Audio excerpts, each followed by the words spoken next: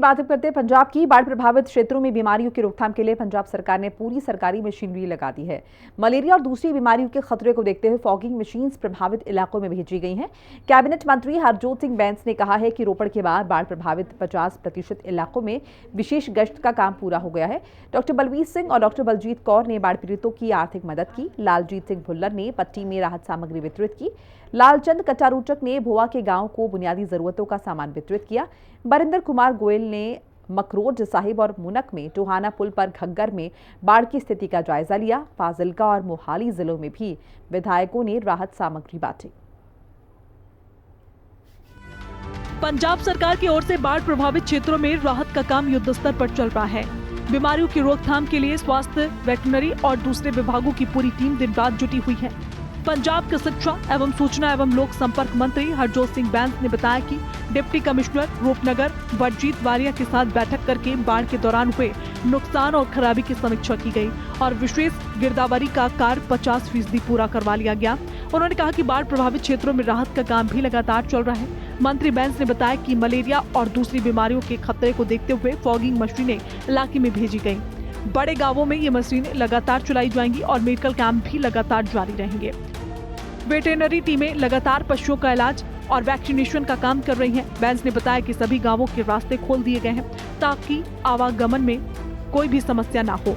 प्रशासन पूरी तरह चौकस है और राहत और बचाव काम के लिए टीमें तैनात की गई हैं। पंजाब के स्वास्थ्य एवं परिवार कल्याण मंत्री डॉक्टर बलबीर सिंह ने विधायक गुरप्रीत सिंह रंधावा के साथ जिला गुरदासपुर के बाढ़ प्रभावित गाँव डेहरीवाल, किरण, रड़सी के तल्ला, खुशहालपुर, रत्ता और शाहपुर जाजन का दौरा किया। इस मौके पर डॉक्टर बलबीर सिंह ने अपनी कमाई से और अपने साथियों के सहयोग से बाढ़ प्रभावित परिवारों को 50-50 हजार रुपए की आर्थिक सहायता के चेक वितरित किए। सामाजिक सुरक्षा मंत्री डॉक्टर बलजीत कौर ने मलोट में बारिश के कारण जिन घरों की छतें गिर गई थी, उनके घर मालिकों को मौके पर ही खुद पैसे देकर वित्तीय सहायता प्रदान की। उन्होंने कहा कि वे लगातार मलोट शहर के वार्डों और गाँवों में ही है और लोगों की समस्या जान रही है। कैबिनेट मंत्री पंजाब लालजीत सिंह भुल्लर विधानसभा हल्का पट्टी के बाढ़ प्रभावित क्षेत्रों में पानी की मार झेल रहे कई गांवों के लोगों की जरूरी राहत सामग्री, आवश्यक वस्तुएं और पशुओं के लिए चारा, फीड और चोकर वितरित की। इस दौरान वे गांव भाववाल में बाढ़ प्रभावित लोगों के लिए खोले गए राहत कैंप में भी पहुंचे। कैबिनेट मंत्री लालचंद कटारूचक ने भोवा के गांव सिहोड़ा में बाढ़ प्रभावित लोगों को बुनियादी आवश्यकताओं का सामान बांटा। हर परिवार को 2 फोल्डिंग बिस्तर, 2 गद्दे, 1 गैस सिलेंडर और 1 मच्छरदानी दी गई। जल संसाधन मंत्री बरिंदर कुमार गोयल ने मकरोड साहिब और मुनक में टोहाना पुल पर घग्गर का जायजा लिया। उन्होंने कहा कि कई दिन के इंतजार के बाद अब पानी का स्तर कम होना शुरू हुआ है, जो कि सभी के लिए राहत की बात है। मोहाली जिले के डेरा बस्ती के विधायक कुलजीत सिंह रंधावा ने श्री राम तलाई डेरा बस्ती में लगभग 150 प्रभावित और जरूरतमंद परिवारों में राहत सामग्री वितरित की। फाजिलका के विधायक नरेंद्र पाल सिंह सवना ने गांव महात्म नगर में बाढ़ प्रभावित लोगों का हालचाल जाना और राहत सामग्री दी। वहीं फाजिलका की डिप्टी कमिश्नर अमरप्रीत कौर संधू ने भी प्रभावित लोगों को 15,070 राशन किटें वितरित की और पशुपालकों के जानवरों के लिए 6,236 पैकेट कैडल फीड वितरित किए गए। ब्यूरो रिपोर्ट, हिंदी खबर। बाढ़ प्रभावित क्षेत्रों में बीमारियों की रोकथाम के लिए पंजाब सरकार ने पूरी सरकारी मशीनरी लगा दी है। मलेरिया और दूसरी बीमारियों के खतरे को देखते हुए फॉगिंग मशीन्स प्रभावित इलाकों में भेजी गई हैं। कैबिनेट मंत्री हरजोत सिंह बैंस ने भी कहा है कि रोपड़ के बाढ़ प्रभावित 50% इलाकों में विशेष गश्त का काम पूरा हो चुका है। पीड़ितों की आर्थिक मदद की जा रही है, राहत सामग्री उन्हें वितरित की जा रही है। इसके अलावा बुनियादी जरूरतों का लोगों को ख्याल रखा जा रहा है और ऐसे में विधायकों ने भी राहत सामग्री बांटी है। पंजाब के राजस्व, पुनर्वास और आपदा प्रबंधन मंत्री हरदीप सिंह मुंडिया ने बताया कि गुरुवार से 24 घंटे में 40 और लोगों को बाढ़ प्रभावित क्षेत्र से सुरक्षित निकाला गया। इस तरह सुरक्षित निकाले गए लोगों की कुल संख्या 23,337 हो गई है। इस वक्त 111 राहत शिविरों में 4,585 लोग रह रहे हैं। इस दौरान बाढ़ की मार से 29 और गांव प्रभावित हुए हैं। फाजिलका और मानसा जिलों में 2 और मौत दर्ज की गई हैं। पंजाब के राजस्व, पुनर्वास और आपदा प्रबंधन मंत्री हरदीप सिंह मुंडिया ने बताया कि गुरुवार से 24 घंटे के दौरान बाढ़ प्रभावित क्षेत्रों से 40 और लोगों को निकालकर सुरक्षित स्थानों तक पहुंचाया गया है। इससे पूरे राज्य में अब तक बचाए गए लोगों की कुल संख्या 23,337 हो गई है। पुनर्वास और आपदा मंत्री ने बताया कि पंजाब में बाढ़ का कहर अब भी जारी है। इससे 29 और गांव, 42 लोग और लगभग 398 हेक्टेयर कृषि योग्य भूमि प्रभावित हो गई है। इस तरह से 22 जिलों में प्रभावित गांवों की संख्या 2214 हो गई है, जबकि प्रभावित व्यक्तियों की संख्या 3,88,508 तक पहुंच गई है। गुरुवार से 24 घंटे में फाजिल्का और मानसा में एक व्यक्ति की मृत्यु दर्ज की गई, जिससे राज्य भर में मृतकों की कुल संख्या 55 हो गई है। उन्होंने बताया कि वर्तमान में 411 राहत शिविर चल रहे हैं, जहां 4,585 प्रभावित लोग रह रहे हैं। मंत्री हरदीप सिंह मुंडिया ने बताया कि 18 जिलों में 1,92,380.05 हेक्टेयर में फसलों को नुकसान पहुंचा है। प्रभावित क्षेत्रों में एनडीआरएफ की 8 टीमें, एसडीआरएफ की 2 टीम, सेना के 14 कॉलम और 2 इंजीनियर टास्क फोर्स सक्रिय हैं। ये सब सक्रिय रूप से राहत काम में लगे हुए हैं। इसके अलावा वर्तमान राहत काम में 184 नाव भी शामिल हैं। ब्यूरो रिपोर्ट, हिंदी खबर। पंजाब के कैबिनेट मंत्री तरुणप्रीत सिंह सौंद ने पंचायतों से बाढ़ प्रभावित गांव में राहत काम के लिए फंड देने की अपील की है। उन्होंने कहा कि पंजाब में आई बाढ़ के कारण हजारों गांव प्रभावित हुए हैं। इन गांव में तत्काल राहत कामों की आवश्यकता है। बाढ़ के कारण गांव में जमा हुआ मलबा, गारा और मृत पशुओं का तुरंत निस्तारण जरूरी है। पंचायतों के बुनियादी ढांचे को हुए नुकसान की मरम्मत भी करवाई जानी है। उन्होंने कहा कि बहुत सी पंचायतों के पास उनकी जमीन अधिग्रहित होने के कारण करोड़ों रुपए की राशि बैंकों में फिक्स्ड डिपॉजिट के रूप में जमा है। अगर पंचायती इन फंड में से कुछ राशि बाढ़ प्रभावित गांव में राहत कार्य के लिए देती हैं, तो यह कदम बाढ़ पीड़ित लोगों के लिए मानवतावादी आधार पर एक महत्वपूर्ण पहल होगी और बाढ़ पीड़ित लोगों के प्रति हमदर्दी व्यक्त करेगी। उन्होंने अपील की कि इस उद्देश्य के लिए पंचायतें अपनी जमीन अधिग्रहण के एवज में प्राप्त राशि की एफडी में रखी गई रकम में से मूल राशि का 5% हिस्सा बाढ़ राहत कामों के लिए दें। सारा आप नाल जाके सारी रस्मां कंप्लीट करवा हो गया ना, सारी रस्मां कंप्लीट। पंजाब के कैबिनेट मंत्री तरुणप्रीत सिंह सौंद ने पंचायतों से बाढ़ प्रभावित गांव में राहत काम के लिए फंड देने की अपील की है और कहा है कि पंजाब में आई बाढ़ के कारण हजारों गांव प्रभावित हुए हैं। ऐसे में ये जरूरत है कि फौरन जो राहत के काम है वो हों। बाढ़ की वजह से गांव में मलबा जमा हो गया है। गारा और मृत पशुओं को तुरंत हटाना भी बहुत जरूरी है। पंचायतों के बुनियादी ढांचे को हुए नुकसान की मरम्मत भी करवानी है। उन्होंने कहा कि बहुत सी पंचायतों के पास उनकी जमीन अधिग्रहित होने के कारण करोड़ों रुपए की राशि बैंकों में फिक्स्ड डिपॉजिट के रूप में जमा है। अगर पंचायती फंड में से कुछ राशि बाढ़ प्रभावित गांव में राहत कामों के लिए देती है, तो जाहिर है कदम बहुत बड़ा महत्वपूर्ण साबित होगा और मानवतावादी आधार पर एक महत्वपूर्ण पहल होगी। इसके साथ साथ बाढ़ पीड़ित लोगों के प्रति हमदर्दी व्यक्त करेगा। उन्होंने रिक्वेस्ट की अपील की कि इस उद्देश्य के लिए पंचायतें अपनी जमीन अधिग्रहण के एवज में जो प्राप्त राशि है उसकी एफडी में रखी गई रकम में से मूल राशि का 5% हिस्सा बाढ़ राहत कामों के लिए दे दें।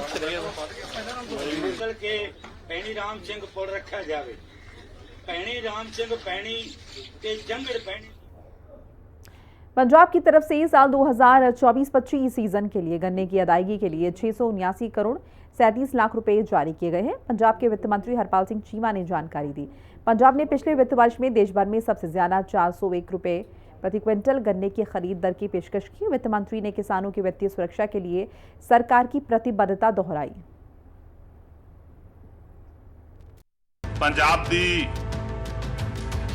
पंजाब के किसानों को राहत देते हुए एक निर्णायक कदम उठाते हुए पंजाब के वित्त मंत्री एडवोकेट हरपाल सिंह चीमा ने घोषणा की है कि राज्य सरकार साल 2024-25 के सीजन के लिए गन्ने की अदायगी के लिए 669.37 करोड़ रुपए जारी किए हैं।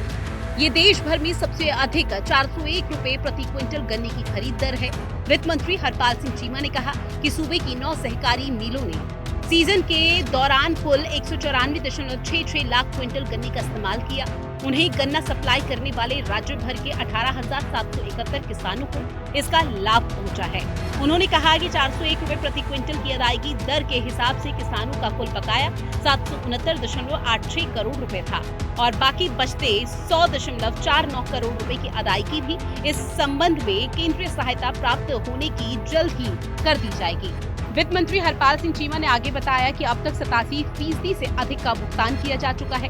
9 सहकारी खंड मिलों में से अजनाला के लिए 10 मार्च तक, बटाला के लिए 18 मार्च, भोगपुर के लिए 27 मार्च, बूढ़ेवाल के लिए 13 मार्च, फाजिल्का के लिए 1 मार्च, गुरदासपुर के लिए 25 मार्च और मोरिंडा के लिए 30 मार्च, नवाशहर के लिए 31 मार्च और नकोदर के लिए 22 फरवरी तक गन्ने की खरीद के बकाये क्लियर कर दिए गए हैं। वित्त मंत्री हरपाल सिंह चीमा ने कहा कि पंजाब सरकार किसानों को उनकी उपज का समय पर भुगतान सुनिश्चित करने के लिए प्रतिबद्ध है।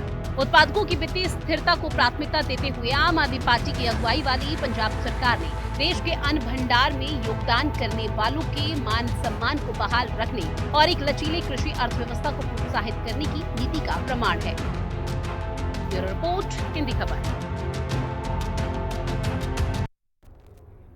पंजाब सरकार बड़े शहरों में 447 इलेक्ट्रिक बसेस शुरू करेगी। इसके लिए आधुनिक चार्जिंग ढांचा स्थापित किया जाएगा।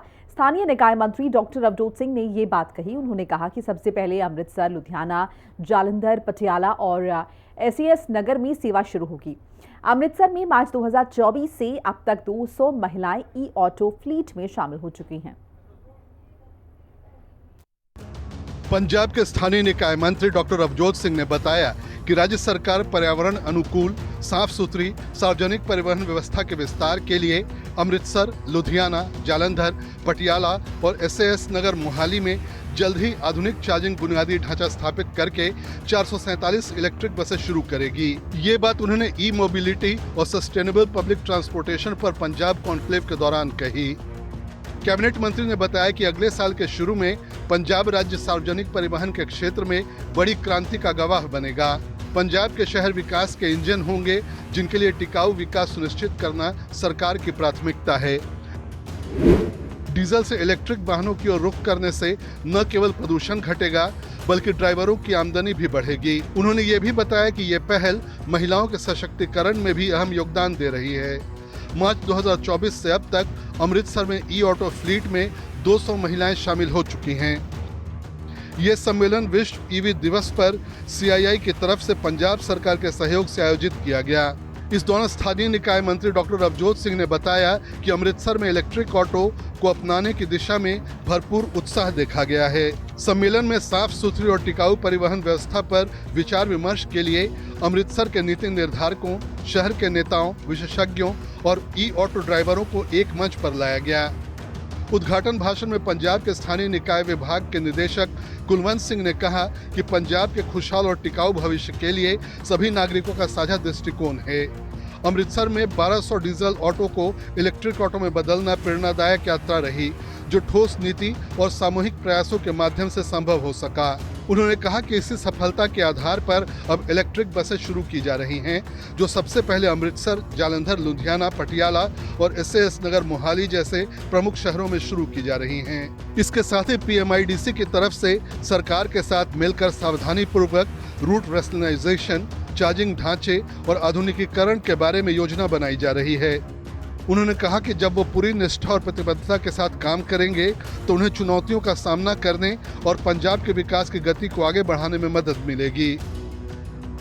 ब्यूरो रिपोर्ट, हिंदी खबर। पंजाबी सरकार सूबे के स्वाद की विरासत को बढ़ावा देगी। इसी के तहत अमृतसरी कुलचे के लिए जीआई टैग लेने की संभावनाओं की तलाश जारी है। पंजाब के फूड प्रोसेसिंग विभाग की प्रमुख सचिव राखी गुप्ता भंडारी ने कहा है कि मुख्यमंत्री भगवंत मान की अगुवाई वाली सरकार की तरफ से खाद्य पदार्थों को खेत से फैक्ट्री और फैक्ट्री से थाली तक पहुंचाने वाली वैल्यू चेन को मजबूत किया जा रहा है। पंजाब के खाने की अनूठी पहचान और विरासत को सुरक्षित रखने और उसे बढ़ावा देने की दिशा में अहम कदम उठाते हुए पंजाब के फूड प्रोसेसिंग विभाग अमृतसर के प्रसिद्ध व्यंजन अमृतसरी कुलचे के लिए भू आकृतिक संकेत ज्योग्राफिकल इंडिकेशन यानी जीआई टैग प्राप्त करने की संभावनाओं की तलाश कर रही है। खास बात है कि जीआई टैग एक लेबल होता है जो विशेष भौगोलिक क्षेत्र जैसे किसी विशिष्ट इलाके, कस्बे या देश के संदर्भ में विशिष्ट गुणवत्ता, श्रेणी या विशेषता वाले उत्पादों को दिया जाता है। ये ऐलान पंजाब के फूड प्रोसेसिंग विभाग की प्रमुख सचिव राखी गुप्ता भंडारी ने गुरु नानक देव यूनिवर्सिटी अमृतसर में फूड प्रोसेसिंग सेक्टर पर विचार विमर्श के लिए आयोजित बैठक के दौरान की। इस बैठक में फूड साइंस एंड टेक्नोलॉजी विभाग के फैकल्टी सदस्य, औद्योगिक संगठन और मुरब्बा, अचार, बासमती चावल, शहद और गुड़ के प्रोसेसिंग यूनिट्स के प्रतिनिधि शामिल थे। जीआई टैग प्राप्त करने के फायदों पर प्रकाश डालते हुए राखी गुप्ता भंडारी ने कहा, ये न केवल इस पवित्र शहर की विशिष्ट खान पान विरासत को बढ़ावा देगा, बल्कि ब्रांडिंग, निर्यात, बाजार विस्तार के नए अवसर भी उत्पन्न करेगा, जिससे रोजगार के नए अवसर सृजित होंगे। उन्होंने फूड एग्रो प्रोसेसिंग क्षेत्र के महत्व पर जोर देते हुए इसे सनशाइन इंडस्ट्री बताया, क्योंकि इस क्षेत्र में विकास और रोजगार सृजन की अपार संभावनाएं हैं। उन्होंने इस क्षेत्र के लगातार विकास को सुनिश्चित करने के लिए फूड बिजनेस ऑपरेटर के लिए मजबूत लिंक स्थापित करने की आवश्यकता पर बल दिया। प्रमुख सचिव ने मुख्यमंत्री भगवंत सिंह मान की अगुवाई वाली पंजाब सरकार की राज्य के एग्रो फूड प्रोसेसिंग इकोसिस्टम को मजबूत करने की प्रतिबद्धता दोहराई। उन्होंने गुरु नानक देव यूनिवर्सिटी की तरफ से अकादमिक औद्योगिक साझेदारी को पूर्ण रूप से सशक्त करने के प्रयासों की भी प्रशंसा की। उन्होंने बताया कि कैबिनेट मंत्री गुरमीत सिंह खुडिया की सक्षम अगुवाई में फूड प्रोसेसिंग विभाग की तरफ से खाद्य पदार्थों को खेत से फैक्ट्री और फैक्ट्री से थाली तक पहुंचाने वाली संपूर्ण वैल्यू चेन को मजबूत करने के लिए नीतियां बनाई जा रही हैं, ताकि निर्बाध और कुशल प्रक्रिया सुनिश्चित की जा सके। बैठक में पंजाब के फूड प्रोसेसिंग क्षेत्र के विकास के लिए प्रमुख औद्योगिक मांगे और संभावित समाधान भी चर्चा का हिस्सा बने। बैठक के दौरान नवाचार और बुनियादी ढांचे के विकास को प्रोत्साहित करने के लिए फूड पार्क और टेक्नोलॉजी एक्सचेंज प्लेटफॉर्म स्थापित करने पर भी विचार किया गया। इसके अलावा गुणवत्ता और सुरक्षा मानकों को बनाए रखने के लिए प्रशिक्षित स्टाफ और आधुनिक खाद्य परीक्षण लैब की उपलब्धता को सुनिश्चित करने पर भी चर्चा हुई। बैठक में फल, सब्जियां, पापड़, बड़ियां, शहद, मसाले और गुड़ जैसे उत्पादों के लिए प्रोसेसिंग सुविधाएं विकसित करने पर भी ध्यान केंद्रित किया गया। इस दौरान APEDA की सहायता से कोल्ड स्टोरेज सुविधाएं और तुरंत नष्ट होने वाले खाद्य पदार्थों के लिए अमृतसर हवाई अड्डे पर कार्गो हैंडलिंग से जुड़े प्रस्तावों की भी पड़ताल की गई। इसके अलावा पंजाब एग्रो के माध्यम से शहद के निर्यात को प्रोत्साहित कर इस क्षेत्र के संभावित विकास के अवसर उजागर किए गए। ब्यूरो रिपोर्ट, हिंदी खबर। और इसी के साथ पंजाब की खबर में फिलहाल इतना ही। नमस्कार।